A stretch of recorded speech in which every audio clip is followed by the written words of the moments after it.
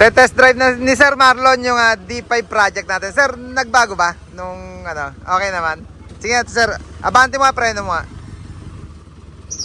Yan, medyo naramdaman mo na yung kapit ngayon. Sabi mo kanina nung dati nakatayo ka na. Hindi pa natigil.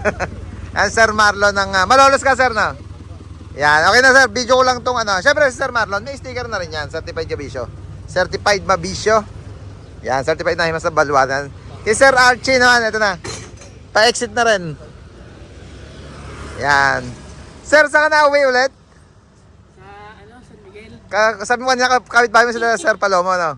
Yan, yung mga sinasama natin sa show. Mga Decotora truck din yan. Ang naging project mga kabisyo, yung bara or yung lock nung FB body niya. Pati yung frame nung taillight, grills ng taillight, step, pinay-stainless na ni Sir Archie.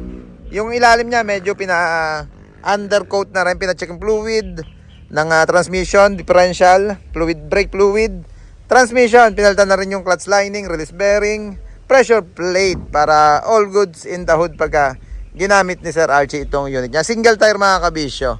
Ito na, sabi ko nga na pa-exit na kanina. Lagyan natin ng sticker, certified kabisyo, certified mabisyo, certified na hima sa baluarte natin. Pati yung steering cover, nagpa-additional na rin si Sir Archie doon sa kanyang unit. Ganda. Pagka gusto nyo rin ng ganitong steering cover, 41cm mga kabisyo, Jet Inoue, tawag lang kayo sa number na naka-flash palagi sa screen natin. Yeah boy.